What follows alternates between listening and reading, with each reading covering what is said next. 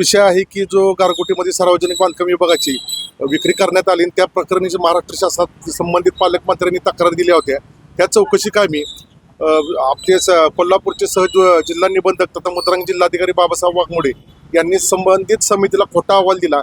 सदरच्या ठिकाणी इमारत पड होती त्या ठिकाणी मुद्रांक शुल्क बुडवणे आणि संबंधित दुय्यम निबंधक व्ही कुंभार यांना वाचवण्यासाठी त्यांनी प्रयत्न केले होते. यांच्यावर तातडीनं फौजदारी गुन्हे दाखल करावेत आणि त्यांना शासकीय सेवेतून बडतर्फ करण्यात यावं या मागणीसाठी मी माननीय जिल्हाधिकारी कार्यालयाच्या बाहेर 4 दिवसापासून आमरण उपोषण करत आहे. परंतु कुठल्याही अधिकाऱ्यानं मला या ठिकाणी भेट दिलेली नाही. पहिल्या दिवशी फक्त माननीय कलेक्टर साहेबांनी मला मुख्य अधिकाऱ्यासमोर भेटण्यासाठी बोलवलं, परंतु मी मारल्यासारखं करतो तू रडल्यासारखं कर या पद्धतीचा रणनीतीचा अवलंब संबंधित इथलं प्रशासन करत आहे. इथं जाहीर आरोप करत आहे की संबंधित प्रशासनानं आज गेंड्याची कातडी परिधान केलेली आहे आणि या 2 दिवसात जर प्रश्न माझा मार्गी नाही लागला तर माझे हे आंदोलन मी अधिक तीव्र स्वरूपाचं करून आमरण उपोषणापासून मी आत्मदानाकडे परावर्तित करणार आहे.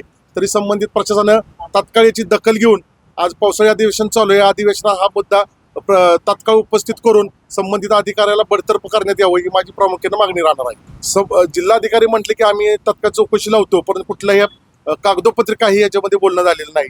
संबंधित अधिकारी आज मी वर्तमानपत्रात वाचलं कुठल्याही तुमच्या आत्ता पन्हाळ्याच्या तालुक्याची जी चौकशी लावलेली आहे माझी संबंधित निवेदनात सुद्धा मागणी आहे की एकाच तालुक्याची तपासणी नको तर संपूर्ण जिल्ह्याची तपासणी लावून ह्या भ्रष्टाचाराला वाचा फोडण्यात यावी, परंतु तो अधिकारी तसा करणं झालेला आहे.